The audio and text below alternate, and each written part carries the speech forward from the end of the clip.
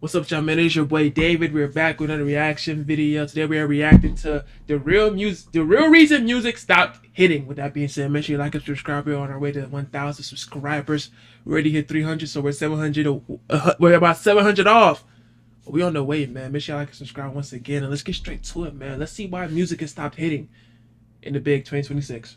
This could be because I was born in 95, and so I was raised on basically giant choruses, radio hits, MTV countdowns, and basically that like mid 2000s to, 20. I kind of hate speaking on mid 2000s music because I was a baby. I was a kid. I didn't really I experienced it, like I heard it, but I didn't have much opinions on it. It was just music to me, bro. I was just vibing to the shit. You know what I'm saying? Like I didn't really think like, oh, whoop de whoop de whoop. This is a hit. This is fire. I just like to listen to random ass songs. I ain't gonna lie. You know.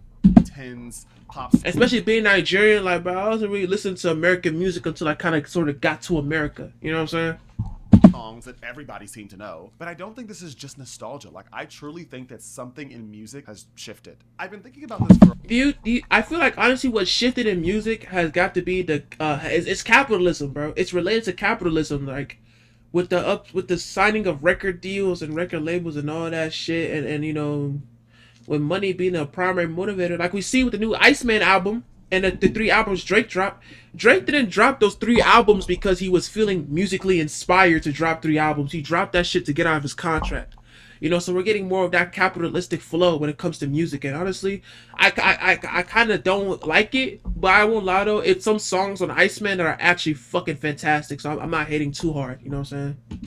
A while because I've heard a lot of people say things like music doesn't hit the same way that it used to. And oftentimes this conversation seems to just get cut short very quickly. It just turns into, you're just old or you're just, you're focused on nostalgia. I think it's honestly that claim has some validity to it, but I feel like it's novelty based, bro. I feel like that's just novelty based. Like when you go back in time, like the music sounded fresher because it literally was fresher. Like a lot of um, these genres like pop and rock were like by the time it was to the 2000s, they were like 50 years old. They weren't very new. I mean, they weren't very old. They were very new. So like a lot of sounds that were coming out were like more like fresher because of the novelty and the fact that this is like pop and shit was like a brand newborn baby. Rap is a newborn baby. You know what I'm saying? So obviously the music might sound a little bit more like fresher back then because rap was just being made. You know what I'm saying? So it's kind of like it's same thing with pop. You know what I'm saying? So it's kind of like I feel like honestly, the tools have gotten sharper, but we got to make new knives. You know what I'm saying? Or there's still good music out there, right? And I do think that all of those things are partly true. But I do think there is a real conversation There's definitely still good music out there for sure, 100%. Not even no dick right. There's definitely still good music out there. You just gotta find it. No cap. to be had here, especially when we're talking about, mainstream music, big hits, and just like songs that are supposed to feel like events. I'm not saying That's true. When it comes to like what's it called? Like big hit songs, I feel like events. We haven't had one of those in a long time. Like you will go back in time and there's some songs that like when they played, it's like, oh, this was a moment in history. You know what I'm saying? Like it's really crazy. I see what you're saying. that every single Like a lot of songs right now, I don't feel like we have any really big. I'm speaking more from a rap perspective. I haven't really seen any big rap singles that went fucking stupid. You know what I'm saying? Like I haven't really seen it. The one the biggest one I remember so far in recent memory is FDO by Pooh Shiesty, but Pooh Shiesty is in fucking jail, so he's not gonna be back for a long time because he's done out here holding Gucci Mane under duress, making him sign a contract like this some street at like contracts operate off street rules. Like, are you for real, nigga? Like, be for real, gang. Stop playing. Like, what the fuck? old song is a classic, and I'm not saying that all new music is trash, right? But I do think that music does feel different now. And I think a huge part of that is music nowadays seems to be focused on making moments, not memories. If you're new here, my name is Cedric, and I make videos about pop music and pop culture. And when I say music used to hit more, I mean all of it. I mean like the emotional impact of songs used to hit more. The communal aspect of songs, like the fact that we could have a song released and it seemed like everybody and their mother knew and was talking about, or at least was aware of it. I mean songs that you could sing in the car with your friends. Like I mean the term like song of the summer, which doesn't seem to really be a thing anymore. Basically just Yeah, that song of the summer shit is dead. That shit's not real anymore. I'm not gonna lie. songs that made you feel like you were living inside of a time period. It felt like the songs that were being released belonged to the culture, at least for a moment. Now it feels way more common to have a song that even if it's I'm not gonna lie. The putting together the word pop and culture at the same time, pop culture, is kind of like it's an oxymoron because pop is like in the moment type of shit, but culture is deeper than in the moment. Culture is like it's like culture is multiple moments put together over a stretch of multiple years, and pop just doesn't really because it's just pop. That's why references be dying because they're pop. You know what I'm saying? So like pop and culture at the same time, it feels almost oxymoronic to me because it's like it doesn't feel like it doesn't make sense. It's like hot. It's like hot ice. You know what I'm saying? Like it don't match for some reason. You know what I'm saying? it's like, you know, doing pretty well on the charts, like it's commercially successful, it doesn't feel like the song is huge in your life or huge in the lives of anyone around you. Unless you're on TikTok and you're seeing the same, you know, 6 seconds of a song played over and over and over again. You hear the songs online, you hear them in clips and stuff, but do you hear your friends screaming these songs? Maybe, but definitely a lot less than they used to. And I think that gap matters because the issue for me is not quality, it's connection. Now, before you jump in and say that I'm being dramatic, first of all, duh. Like, of course I am. Yes, we're being dramatic. Bro, you're watching a YouTube video. Of course he's gonna be dramatic, nigga. We're all dramatic as fuck. Shit, YouTube, nigga. It gotta be dramatic, or else niggas not gonna watch it. You know what I'm saying? So fuck it, I don't give a fuck, nigga. But I do believe nostalgia is a part of this. I just don't think that nostalgia alone tells the whole story. Because if this issue was only revolving around nostalgia, there wouldn't be such a shift in the way that songs are pushed now, the way they're consumed and the way that they're made. Every generation is always gonna be like, you know, music used to be so much better. Like, that's obviously true. I'm sure you've heard your parents or your grandparents or whatever say that music today sucks, and like, sure, whatever, mom. And a lot of us are going to just naturally love the songs that we grew up with more than what we're experiencing now, just because we have so many memories tied to them, right? These are songs attached to your first crushes, to your first breakup, to your, you know, the time you and your friends drove cross country in the middle of the night with no gas in your car. There's so much in our lives. How the fuck do y'all just drive around with no gas in y'all car? What's up with you niggas? Yo, niggas be broke and just doing whatever the fuck they want. I don't understand it, bro. Like, I can't even lie. Like, what the fuck?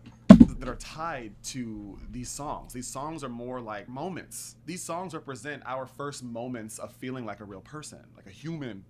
If you were born close to when I was born, 95, you know. Damn. 95? Shit. And this brother old as fuck. What that is, like 30?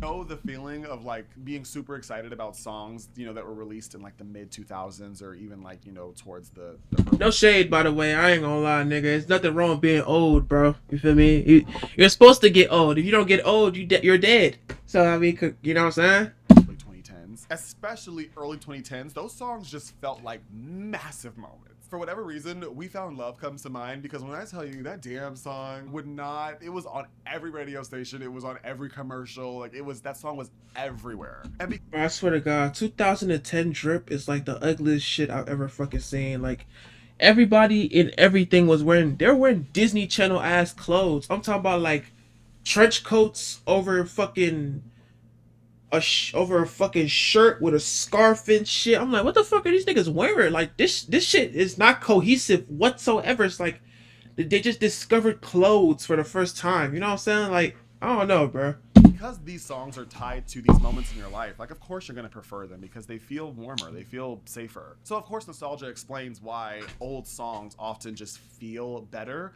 but does nostalgia explain why new songs all are getting shorter?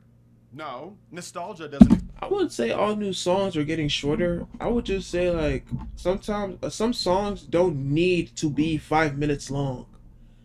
You know, like, it's only a couple artists who I would even let make a 5 minute song, right? And let's just go widespan. I'm talking about Beyonce, Rihanna, J. Cole, Drake, Party Next Door, The Weeknd, Kanye. It's only a couple artists who I would even listen to them in a 5 minute song, because you have to be able to prove that you can hold my attention for even 2 minutes. If you can't hold my attention for 2 minutes, you won't be able to hold my shit for 5 minutes at all. You know what I'm saying? Like, I'm gonna use J. Cole as an example. Bro, my first time listening to what's it called? For Your Eyes Only, and he had the self-titled song For Your Eyes Only right on there. That's just 8 minutes long. I was like, there's no fucking way I'm about to sit here and listen to a fucking 8 minute song. I listened to that 8 minute song. That shit was fucking glorious, bruh. That's some of the best rapping storytelling I've ever heard in my fucking short ass life. That shit was magic. I'm not gonna lie. When that shit hit my ears for the first time, it was magic. The way he spoke about James and his daughter and his life and who he was and why he's a real nigga, not because he was hard, but because of the humanity within him as a black man in America, not really given any real chance to survive and succeed, but still finding love in a deep, meaningful way through his daughter and shit like that. Like, oh, I'm talking about, bro, real peace. I wish a nigga would rap about me how he rapped about James on that song. No cap. So shit was beautiful. It was wonderful, bro. Explain why, bridges are disappearing, which I honestly want to make a whole video about that at some point. Like, nostalgia doesn't explain why, it feels like songs are built around clips and then the rest is just. That is one thing I noticed about social media, and just like, what's it called? And it's just media in general is built off clips. If you can make a clippable moment, you basically can like build a huge audience off a clip. It's basically like, it's kind of like the same thing with advertisement. You have a main business, but you got to get that business out to other people. So you use like clips slash advertisements on TV, like the Super Bowl or just regular commercials, to get as many people looking at your shit as possible because they might be interested. It's the same thing with clips. As an artist, you gotta like clip your song a little bit, throw it on TikTok, and just pray that it hits the algorithm the right way so that hella people look at your shit. And if you get lucky, your shit go viral, and you just get to that point. There because it needs to be considered a song. Nostalgia doesn't really explain why songs can be in the top 10 on the charts and you can't name the artist and they make absolutely no cultural impact whatsoever. And finally, nostalgia doesn't explain why so many people across multiple different age groups and age ranges all say the same thing. There is still good music out there, of course there is, but mainstream music just feels stale. It feels flat and that's because of capitalism. In capitalism, when you have a product that works, you start to look for easy shortcuts to get to that same product, which leads to more stale, almost corporate music. And that's what I felt like when I was listening to Iceman. Like, some of them songs in there were fucking fire, but I'm listening to other shit and I'm like, this is some corporate ass nonsense. Drake, you sound like a nigga in a boardroom. This is corporate as fuck. Where's the sixth? I'm sitting there thinking, where's the sixth god? Where's Drizzy Drake? Where's the aisle, the OVO? But I'm hearing corporate. I'm hearing suits and ties, nigga. Like, you know what I'm saying? Like, I ain't fucking with that shit. Skip, mid, skip. Like, you know what I'm saying? Like, I ain't fucking with that shit, bro. It's just not memorable. And the weird thing is, I can pretty clearly pinpoint when this shift took place in my life. For me, it was after 2020. And I don't think that timing is random for obvious reasons. Pre-2020, it feels like I can pinpoint a few songs that still felt big. Songs that I could still feel like fully in my body. And not just songs that were big just to me or just... I think honestly with me, music is very personalized. So if I could like something, and it wouldn't be like something that like everybody fucks with. Or everybody could fuck with it, but it hits a little different for me. You know what I'm saying? I don't really feel like, honestly, I'm sitting back looking for culture moments in the music I listen to personally. I'm just looking for like good shit that sounds good, honestly, Like, you feel me? A shit with a good message behind it, cuz sometimes you need to hear something good with a good message behind it. Sometimes, you know, that's why I listen to J Cole so much. Cause like sometimes I just need to hear a nigga talk about some real ass shit for 2 seconds. Cause sometimes these rappers be acting like they not human beings. They be acting like they can't be touched. And sometimes that shit fire. But at other times I'm just like, yo, sometimes man, every human being on earth can be touched. Point blank period. It's nothing you it's just how it is, bro. And especially celebrities. In fact, I would say celebrities uh are more susceptible to being touched because of how fucking what's the word called? How widespread they are. Like if you like you know what I'm saying, with how known they are, you're more susceptible to being like touched, if that makes sense, you know? big online, like big in real life. If it's happening online, then there's a good chance the song is also big just in everyone's daily life. It's also big in a cultural way. After 2020, generally, I just felt like I started to notice a lot more songs that just overall feel thin. The songs could be massive, but there was still like a petiteness about it, that there wasn't a lot of meat left on the bones. And I think there's multiple reasons for that. I think one is just the fact that post-pandemic, we all just experience culture differently. For a lot of us, I think our streaming habits really locked in. I'm saying, bro, it went from kind of like once it hit 2020, it's like people just started to like look at streaming more than like wanting to like wanting to like kind of go outside, and capitalism kind of just really like the ease of it all kind of took away from the as he would put it meat in the bones of the music. You know what I'm saying? TikTok is a huge part of this because it completely altered music discovery as a whole. And I just think Facts. I'm not gonna lie. All the music that I've heard that I've liked so far, I've heard it off TikTok. I can't lie. I'm sorry. I'm gonna keep it 100. TikTok has helped me find so much good music in like the past couple of years. For real, for real. You know, it's been really crazy. Like I recently really got into Party Next Door and really started listening to his unreleased. Which first of all, I'm not gonna lie. Party has some of the best unreleased songs on earth. Point blank. Period. I'm not gonna lie. He be keeping some real gems just hidden away under lock and key for no reason. Like he got some shit that'll make you like turn your head like, hold on, nigga, what the fuck? I've never heard this before. Like, I'm gonna put y'all on game. It's this one song called For the Night.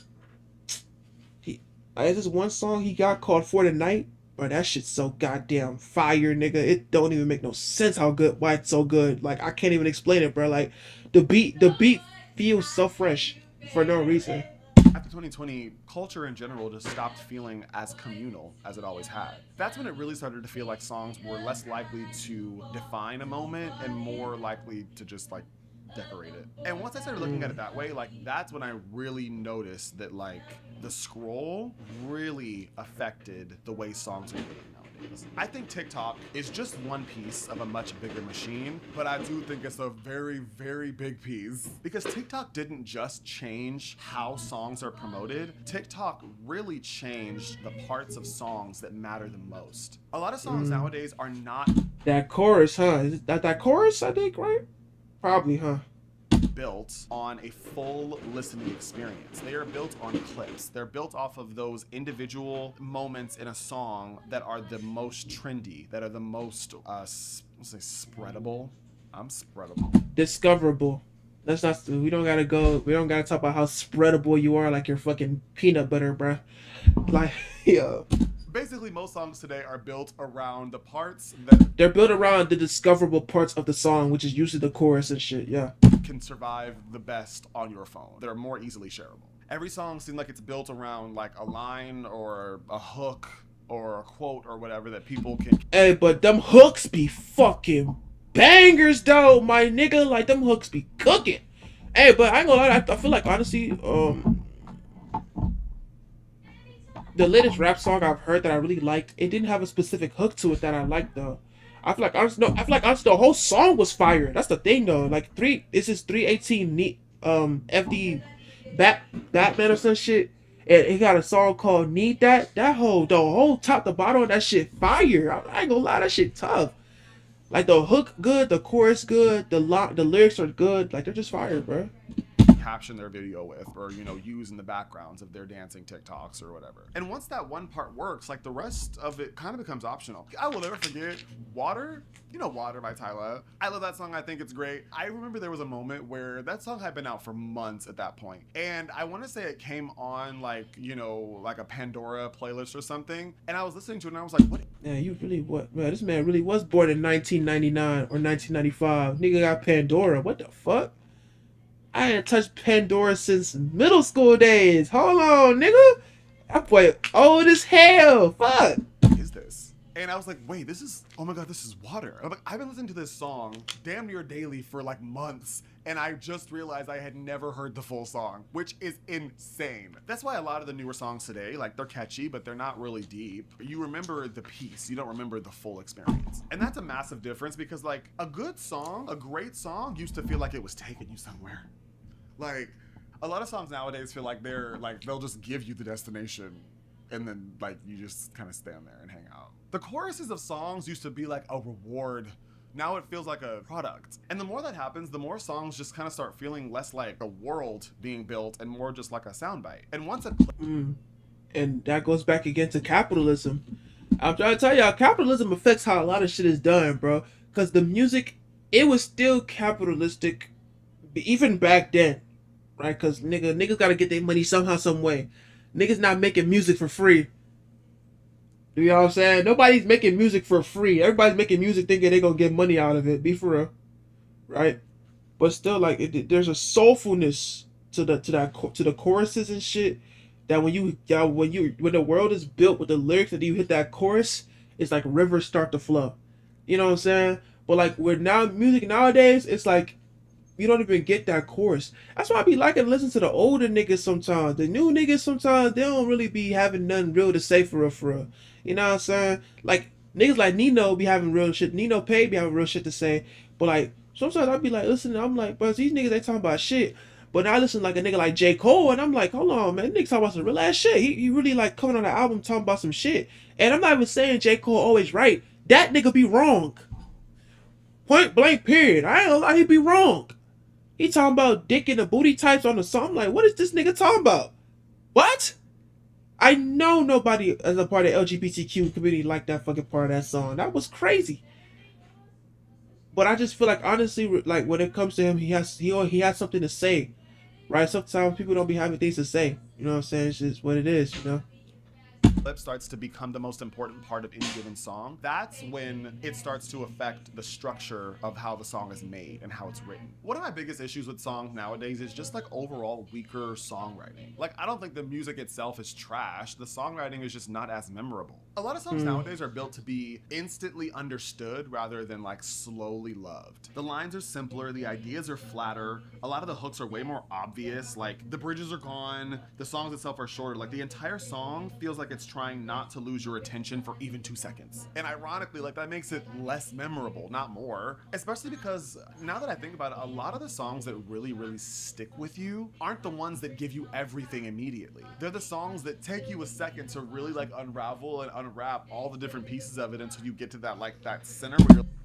And that's why I fuck with Party Next Door so heavy, because some of his songs, especially in his older albums, like he would really like he wasn't trying to make hits. Let me explain. He wasn't trying to make hits. He was just making good ass songs that you needed to digest. Some of the songs you hear it on the first listen, you're like, it's an okay song, it's cool, I fuck with it, but I might not listen to it again. Then you listen to it again, and you're like, hold on, I like what he did with that 808, that whole kind of fire. Then you listen to it again, and you're like, hold on, his lyrics are spinning. It's moving different today. I don't know what it is. Then you listen to it again, and you're like, this whole song comes together so fucking wonderfully. And I got a good example for that. SLS. Bro, the first time I heard SLS, I was like, it's a cool song. It's alright. But I was listening to that whole last night. Nigga, I was in that bitch talking about, I was coming back from work. I'm like, she fucked with Private Party SLS? Fuck with Cali, check how we the best. Like,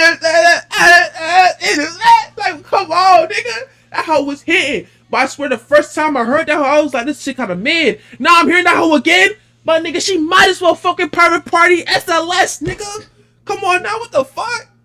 That's just what I feel like, bro. I just feel like honestly, sometimes with the music, you don't need to like have the hypest shit you just to make something real. You know what I'm saying?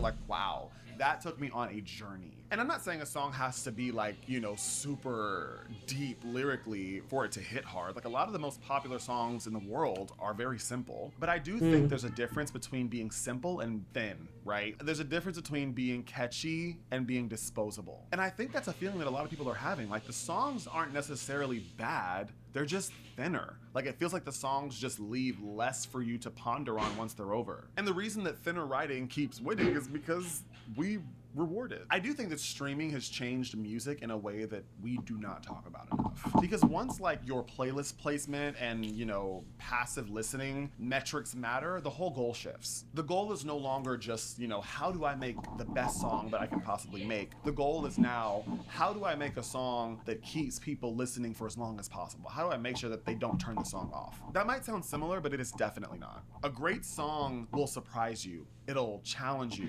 It might take like a weird turn during the bridge, or it might have a intro that's longer than 3 seconds. I know, say it ain't so, but an intro that makes you wait to actually get into the meat and potatoes later on. But a safe song is trying not to give you a reason to skip. And that's why mainstream music a lot of times now just feels very like smooth, but low. And honestly, a lot of artists don't want to take that risk because, bruh, could you imagine putting a mad effort into a song for niggas to call it mid?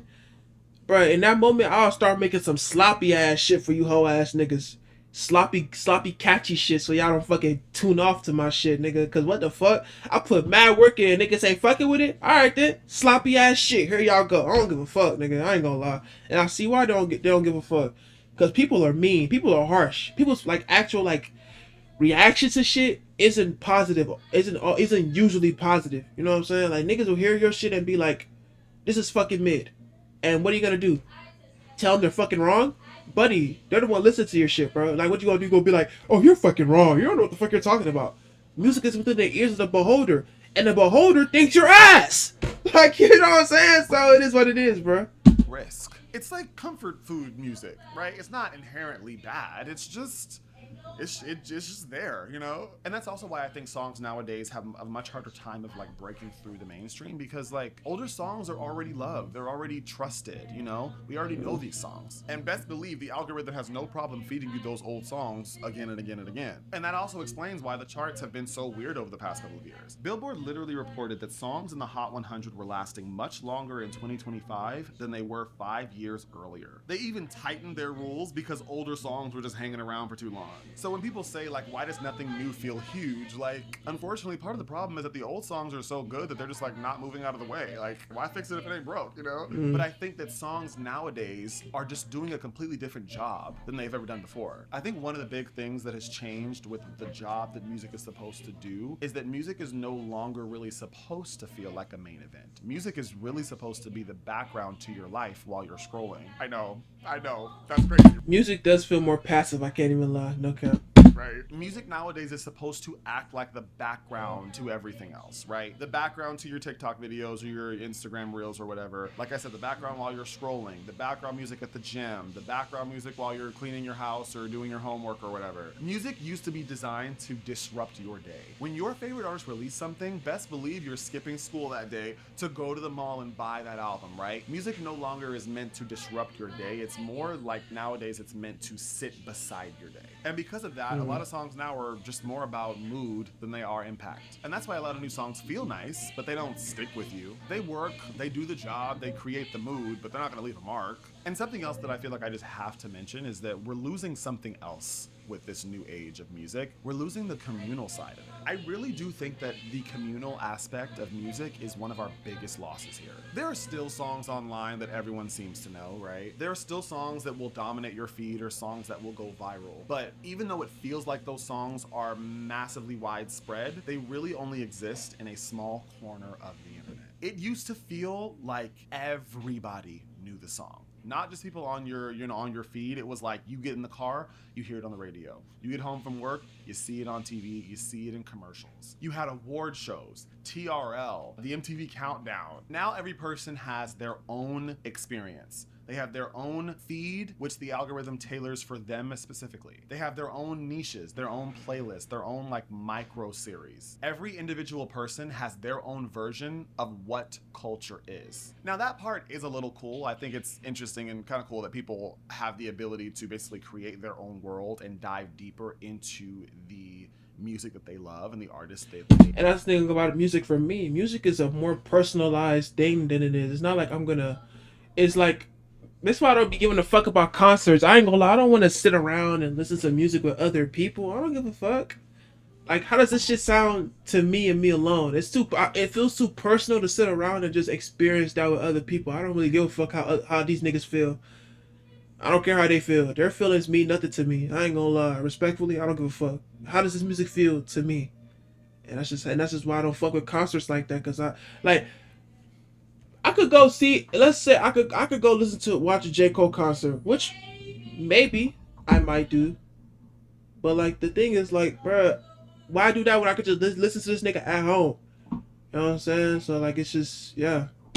relate to. But the trade-off is just that means that fewer songs are going to feel universal. Fewer songs feel like the whole room knows the song. And I feel like every year around this time, everyone starts wondering, well, what is going to be the song of the summer or whatever. And like, honestly, I don't know that we're even going to get one moving forward. There is no song of the summer. That's just dead. I ain't gonna lie. It's no song of the summer. It's gone. That's done. That's done.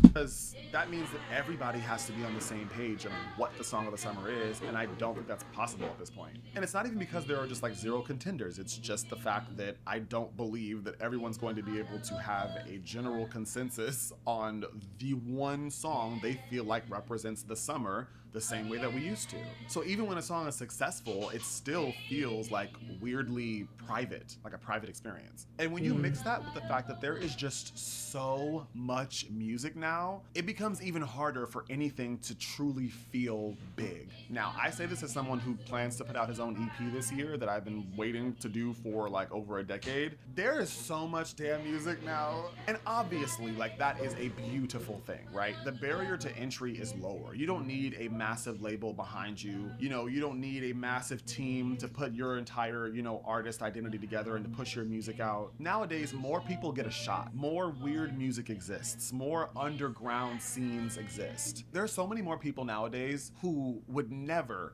be picked up or seen as like marketable by a label, who can just put their stuff online, go viral, and then labels are knocking on their door like, please. That is obviously a good thing. But on the listener side, oversupply really starts to overcomplicate the brains of the listener. When you want something and you only get a little bit of it, it feels precious. It feels like, oh, it feels like you value it so much more. But when you want something and then someone gives you like a boatload of it, like overwhelms you with that thing, it's like I'm gonna just take a step back and not really tap in because that's too much. I'm gonna relax. I'm gonna calm it down. That's too much. That's why the underground works so well, because sometimes it's like it's so much music you start to kind of down niche. You start to kind of pick a specific thing to focus on, so you kind of tune out the other shit that you don't like. You know what I'm saying? That's why the underground be working so well, because people don't want to hear all that mainstream shit all the time. They want to hear some like the newer, more, I don't want to say more raw type of music. You know what I'm saying? Before that artist that's in the underground goes mainstream. You no longer want it. It no longer feels as special as it did, because it's just like, oh my gosh, like chill the hell out. That's what music kind of feels like now. Like not empty, not dead, just a bit overcrowded. And so because of that, you skip more. Yeah, music is never dead though. That's the thing. Music is something that I think realistically within the human race, the idea of music will never die. Right? The idea of what music is will never die. Music is intrinsic to the human experience, and like it will always be intrinsic to the human experience. You know what I'm saying? So it's like that can't die. It literally cannot die. It's kind of like music is like eating. Like, you know what I'm saying? It won't die. Songs, you commit less time to discovering new artists, and that makes it a lot easier for legacy artists to stay on top, while it makes it a lot harder for newer artists to break through. It's crazy. It's like it's easier to make music, but it's harder to matter. And I think rap might be where this problem gets exposed the fastest. Like Low key, I think it's more of a of a music issue than it is a rap issue, but it does get exposed in rap for sure. I ain't gonna lie, it's too many motherfucking rappers out here, nigga. It's too many rappers out here, nigga. What the fuck?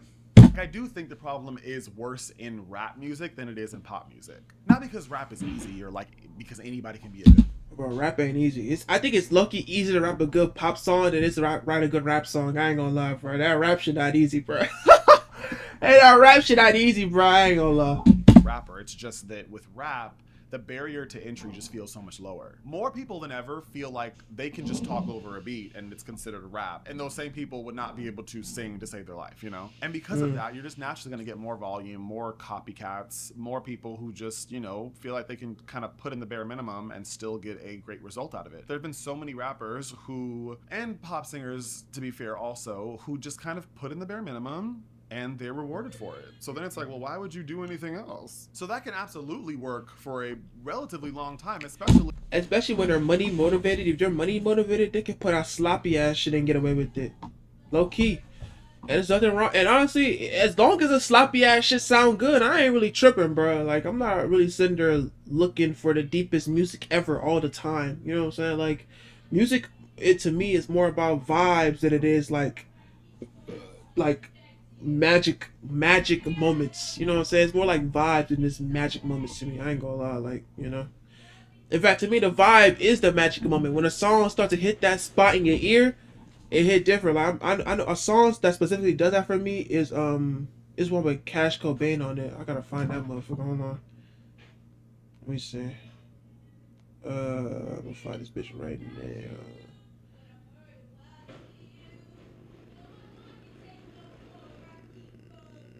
Yo, can she shut the fuck up? Goddamn, she's so loud. Tripping on a yacht. That motherfucker vibey as shit, bro. You know what I'm saying? It hit different. If like you start out not really caring and then over time you start to care more and more and more and your music gets better, people will stick with you for that ride, you know? But it also just makes songs feel a lot less built to last. And if all that was still not enough, I think that pop music still has another problem that is harder to measure, but it's impossible not to feel. I do think the idea of perfection plays a big part in this too. The more tools we get, the more perfect a song can become. As time goes on, we get more and more into like, you know, the AI age, the digital age, and it gets easier and easier to make music. The more tools that we get, the more polished a song can be. And for a lot of time, that felt like a positive thing, right? You get more control over the outcome and you can make it sound as close to, you know, the radio hits that you grew up listening to as you can. But in trying to make everything as perfect as possible, we are slowly but surely deleting the parts of the songs that make it feel alive, that make it feel human. You know, a slightly messy take, a note that you tried to hit but you didn't hit completely, like these are things that might be embarrassing to the artist, but to a listener. I think honestly, it depends on who the artist is, cause I feel like with a nigga like, I don't know, I'm gonna keep going back to Party, cause I feel like he's one of my favorite R&B artists like of all time. Like, I ain't gonna lie, bro. The nigga is he the best singer ever? Fuck no. And that really speaks to how good he is at making music, because I think he knows he knows he's not the best singer ever. His voice isn't but like he's not an Ariana Grande, Justin Bieber type of nigga when it comes to that singing shit. He's more like a Drake type of nigga. But niggas be clowning on Drake for his singing voice, but niggas don't really clown on Party for his singing voice. Even though Party's singing voice is slightly on Drake, is slightly better than Drake shit. Slightly. You know what I'm saying? But he's such a good engineer and producer and lyricist that he makes up for it. You know what I'm saying? And he builds such an energy with the music that it just you kind of almost skate over the fact that he's kind of a shitty singer. Kinda. It just sounds so good you forget. Low key, he's not the best singer, but this shit sound good to the bitch. Like, you know what I'm saying? It's really crazy. It really allows them to recognize you as a So I feel like I still have to say the tools really help the artist like really bring out a higher level within the music. You know, because yeah, imperfections are cool, but you can't really sell off your imperfections. I'm not gonna lie. You gotta make good shit. Point blank period. You know what I'm saying?